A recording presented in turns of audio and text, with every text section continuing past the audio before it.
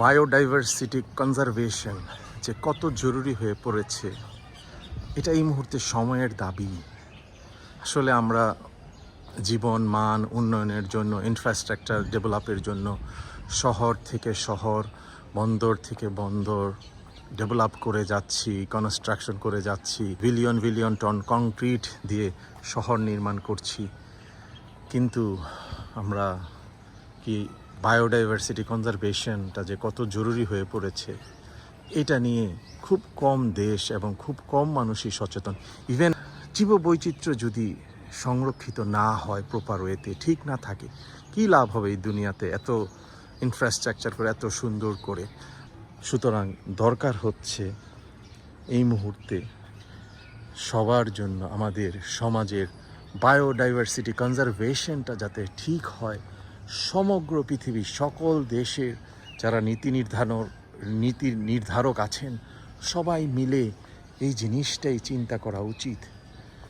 দেশ উন্নতি হচ্ছে, উন্নতি হবে, কিন্তু এই বায়োডাইভার্সিটি কনজারভেশন নিয়ে আমাদের এখনই চিন্তা করার সময় হয়ে গেছে। নাইলে হয়তো অদূর ভবিষ্যতে আমাদের ফিউচার জেনারেশন এই ক্লাইমেট চেঞ্জ, গ্লোবাল ওয়ার্মিং, এই সব কারণে আমরা অন্তত যেটুকু পৃথিবী আমরা যারা 90 দশকে 80 দশকে দুনিয়াতে এসেছে তারা দেখেছি, আমাদের ফিউচার জেনারেশন হয়তো দেখবে না।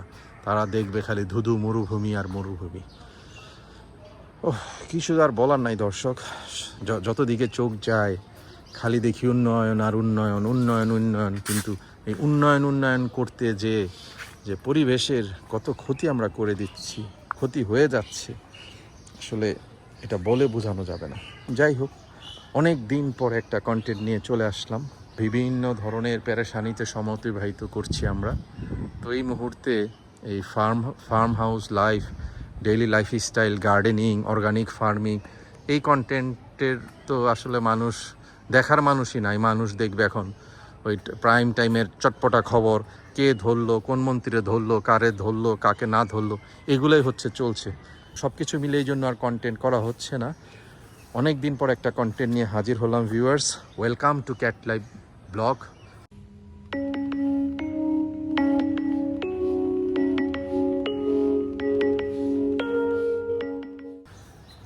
আশা করি আপনারা সবাই ভালো আছেন, আল্লাহ পাকের রহমতে আমরাও ভালো আছি। ভিউয়ার্স, কন্টেন্টটা শুরুতে বলতেছিলাম যে বায়োডাইভার্সিটি, এটার একটা ছোট্ট উদাহরণ দেখাচ্ছি ভিউয়ার্স। এই যে ভিউয়ার্স দেখুন, এটা আমার একটা ফ্রন্ট ইয়ার্ড গার্ডেন, আপনারা অনেক কন্টেন্টে দেখেছেন। কিন্তু বৃষ্টির কারণে এই জায়গায় দেখুন ভিউয়ার্স, মাটির মধ্যে শ্যাওলা পড়ে গিয়েছে। আসলে এটা আপনার মাইক্রো অর্গানিজম এখানে গ্রো হচ্ছে, বিভিন্ন ধরনের জীববৈচিত্র্য, এগুলোর মধ্যে তাদের মধ্যে জীবনও আছে। আমরা আসলে কি করি, যে দেখা যায় এই শ্যাওলা পড়ে গেছে, ধুমে এটারে উঠায় ফেলতেছি। কিন্তু ভিউয়ার্স, এই জায়গায় কিন্তু একটা বায়োডাইভার্সিটি কাজ করে, জীববৈচিত্র্যের কাজ আছে। এই শ্যাওলাটা শুকিয়ে যাওয়ার পরে এটা কিন্তু অত্যন্ত একটা অর্গানিক, একটা সারের মতো হয়ে যাবে। শুকিয়ে যাওয়ার পরে এটা মাটিতে মিশে যাবে। এই যে ভিউয়ার্স, এখানেও কিছু দেখা যাচ্ছে সবুজ সবুজ, এটা কিন্তু একটা অর্গানিক ফার্টিলাইজারের কাজ করবে ভিউয়ার্স, আলহামদুলিল্লাহ। তো এটাই হচ্ছে ভিউয়ার্স জীববৈচিত্র্য যদি থাকে। আমিও, এটা হয়তো একটু বৃষ্টি বেশি পড়লে পিচ্ছিল হয়ে যায়, চলাফেরার সমস্যা, কিন্তু আমি এই বায়োডাইভার্সিটিটা, এই জীববৈচিত্র্যটাকে আমি সংরক্ষণ করেছি। আমি এটাকে হয়তো কোদাল দিয়ে চেঁচে কেটে ফেলে দিতে পারতাম, কিন্তু আমি করি নাই। কারণটা হচ্ছে যে আমি জানি যে এটা একটা ভালো অর্গানিক ফার্টিলাইজার হয়ে যাবে। এই গার্ডেনিং এর জন্যই আমি সবসময় অর্গানিক ফার্টিলাইজার ইউজ করি। এটার আরেকটা আপনাদেরকে এক্সাম্পল দেখাচ্ছি ভিউয়ার্স। এই জায়গা আপনারা দেখতে পারবেন। দেখুন, আমি মাটির মাঝখানে ভিউয়ার্স, আপনার একটু জুম ইন করার ট্রাই করি। এই যে দেখুন ভিউয়ার্স, এখানে আমি আপনার বিভিন্ন ধরনের, যেমন আপনার ঘাস, পাতা পচা, জৈব সার, খৈল পচা, তারপরে মুরগির বিষটা, এগুলো যা আছে, আমার যে টার্কি মুরগিগুলো আছে, তারা যেই ওয়েস্টটা উৎপন্ন করে ডেলি, এগুলো এনে সব এখানে আমি রেখেছি। এগুলো সব এখানে মাইক্রো অর্গানিজম কাজ করছে। সময়ের সাথে সাথে এখানে এগুলো একেবারে জৈব সারে পরিণত হবে, এবং এগুলো আমি বিভিন্ন গাছের গোড়ায় গাছে দিব। ভিউয়ার্স এইদিকে আপনারা দেখতে পাচ্ছেন ফ্রন্টিয়ার গার্ডেনের যে আমার লাস্ট সিজনের ঢেঁড়স গাছগুলো এত ঝড় বৃষ্টি অতিক্রম করে এখনও আলহামদুলিল্লাহ ভালো আছে। এখনও মাশাআল্লাহ কিছু কিছু জায়গায় সুন্দর কচি কচি ঢেঁড়স এখনও হচ্ছে প্রতিনিয়তই। হয়তো প্রোডাকশন যেহেতু গাছগুলো বয়স্ক হয়ে গিয়েছে, বয়স যথেষ্ট বয়সের দিকে তারা উপনীত হয়ে গেছে, এই জন্য দেখুন ভিউয়ার্স 2-3টা করে নালা বেরিয়েছে। এই যে মাশাআল্লাহ কচি কচি ঢেঁড়স সুন্দর হচ্ছে, কিন্তু এখনও তারা ফল দিয়ে যাচ্ছে আলহামদুলিল্লাহ। এইবারের যে বৃষ্টি বা ভারী বর্ষণে আমার পেঁপে গাছগুলো আল্লাহর রহমতে তেমনভাবে ক্ষতিগ্রস্ত হয় নাই মাশাআল্লাহ। দে আর স্টার্ট প্রডিউসিং পাপায়া। এই যে ভিউয়ার্স আপনারা দেখতে পাচ্ছেন আলহামদুলিল্লাহ গাছগুলো অত্যন্ত সুন্দরভাবে বড় হচ্ছে আল্লাহ পাকের রহমতে। বৃষ্টি থেকে আমি সেভ করার জন্য এটাকে মালচিং পেপারও দিয়ে দিয়েছিলাম। আলহামদুলিল্লাহ এই জায়গায় 3টা গাছ আছে, একটা বড় গাছ আছে যেটা আলহামদুলিল্লাহ মাশাআল্লাহ আল্লাহ পাকের অশেষ রহমতে পাপায়া হচ্ছে আলহামদুলিল্লাহ, আল্লাহ দিচ্ছে। সিজন শেষ, পাপায়া গাছটা একটা খুব ভালো বেনিফিশিয়াল একটা জিনিস, সারা বছরই কম আর বেশি থাকে গাছের মধ্যে। তো ভিউয়ার্স আসুন, যেহেতু আপনাদের সাথে একটা কন্টেন্ট করছি, মাশাআল্লাহ এটা দেখলাম একটা পাপায়াতে একটু রং চলে আসছে আপনাদের সামনে। বিসমিল্লাহ আলহামদুলিল্লাহ এই পাপায়াটা হারভেস্ট করলাম মাশাআল্লাহ। ভিউয়ার্স দেখুন বৃষ্টির কারণে একটু হালকা হালকা স্পট চলে আসছে, কিন্তু পাপায়াটা অত্যন্ত সুন্দর, অত্যন্ত ভালো মাশাআল্লাহ, সাইজ খুব ভালো, পাপায়াটা সুন্দর দেখা যাচ্ছে আলহামদুলিল্লাহ। এদিকে আছে ভিউয়ার্স একটা 12 মাসি বা বছরে 2-3 বার আম হয়। দেখুন এই আগস্ট মাস তো প্রায় শেষ, এই শেষ দিকেও কিছু আম আছে, কিন্তু এটা আচারের জন্য ভালো বা কাঁচা খাওয়ার জন্য খুব ভালো, কিন্তু এই আমটা পাকলে খুব একটা মিষ্টি হয় না, কিন্তু খাওয়া যায় আলহামদুলিল্লাহ।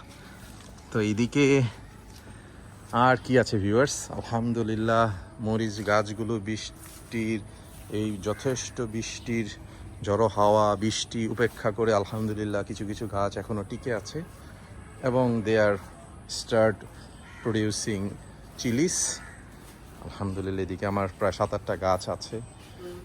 এই দিকে আছে ভিউয়ার্স সৌন্দর্য কটিমন, কটিমন সেই থাইল্যান্ডের বিখ্যাত কটিমন আম মাশাআল্লাহ, আল্লাহ চাহে তো গাছে অনেকগুলো আম হয়েছিল, এখন আছে 2-3টা কটিমন আম। তো এটা ভিউয়ার্স আলহামদুলিল্লাহ আমগুলো পুরো ম্যাচিউর হয়ে গেছে, সময়ের সাথে সাথে আমগুলো একটা একটা করে পারছি এবং উপভোগ করছি। আমের সিজন প্রায় শেষ, তারপরেও ভিউয়ার দেখলাম আগস্ট মাসের 30-31 তারিখ কাছাকাছি চলেছে, মাসটা শেষ, তারপরেও কটিমন আম আছে। এটাকে আমি প্রুনিং করে দিয়েছিলাম, হার্ড প্রুনিং। তো এটার মধ্যে আমি ইনশাআল্লাহ গ্রাফটিং করে দিব কটিমন, বিকজ কটিমন আম অত্যন্ত সুস্বাদু। এখনও দেখেন ভিউয়ার্স আগস্ট মাস শেষ, কিন্তু মাশাআল্লাহ আপনার এখনও 3টা আম আছে। আজকেও মিদাবে আমাকে একটা আম পেরে দিয়েছে।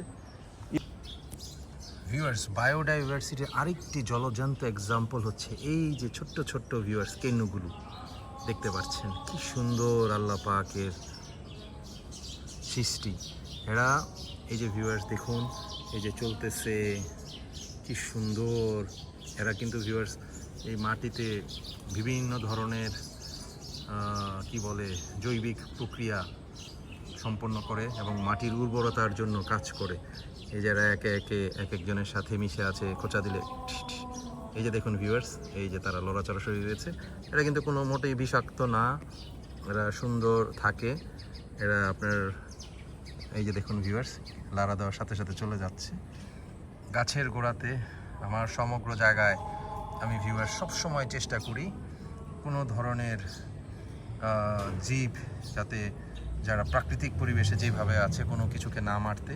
ভিউয়ার্স দেখুন আমার এই যে পেঁপে গাছের ছোট টিলাটার মধ্যে কত ধরনের জীব বৈচিত্র্য, পিঁপড়া, পোকামাকড়, কেন্নু, কেঁচো এরা আছে এবং জৈবিকভাবে তাতে মাইক্রো অর্গানিজমের যে কাজগুলো। এই যে ভিউয়ার্স একটা কেঁচো দেখতে পাচ্ছেন, আল্লাহর রহমতে আমি চেষ্টা করি, আমি বিশেষ করে আমি সবসময় জীব পছন্দ করি, জীবজন্তু আমি চেষ্টা করি তাদেরকে কোনো সময় ক্ষতিগ্রস্ত না করার জন্য। তো আল্লাহর রহমতে আমি পশু পাখি ভালোবাসি, আল্লাহ পাকের রহমতে এবং আল্লাহ পাকের সৃষ্টি ভালোবাসি। তো দেখুন ভিউয়ার্স, আপনাদেরকে দেখালাম যে বায়োডাইভার্সিটি সংরক্ষণ করা কত জরুরি। এই যে দুইজন ঝগড়া লাগতেছে, দুই কেন্ন দৌড়াদৌড়ি শুরু করতেছে। এরা এই মাটির ফার্টিলাইজেশনের জন্য, মাটির সার্বিক পুষ্টি গুণাগুণ অক্ষুণ্ণর জন্য অনেক ধরনের উপকার তারা করে থাকে ভিউয়ার্স, জৈবিক কার্যক্রম সম্পন্নের জন্য। তো ভিউয়ার্স, আজকে অনেক মনের কথা আপনাদের সাথে শেয়ার করলাম। ক্যাট লাইভ ব্লগের সাথে দীর্ঘদিন ধরে যারা আছেন সকলকে আন্তরিক ধন্যবাদ ক্যাট লাইভ ব্লগের সাথে থাকার জন্য। ভিউয়ার্স, আমার ইনিশিয়েটিভ, আমার কন্টেন্টগুলো আপনাদের যদি ভালো লাগে তো অবশ্যই আমার চ্যানেলটা সাবস্ক্রাইব করে রাখবেন এবং চ্যানেলটা ছড়িয়ে দিবেন আপনার ফ্রেন্ডস এবং ফ্যামিলি সবার মাঝে। অবশ্যই কন্টেন্টটা লাইক করবেন, কোনো কিছু জানার আগ্রহ থাকলে কমেন্টস করে জানাবেন। আমি definite try to reply you as soon as possible. তো ভালো থাকবেন ভিউয়ার্স, গুড বাই, টাটা। সুন্দর একটা বিকালে অনেক দিন পরে রোদ উঠেছে, আপনাদের কাছ থেকে বিদায় নিচ্ছি।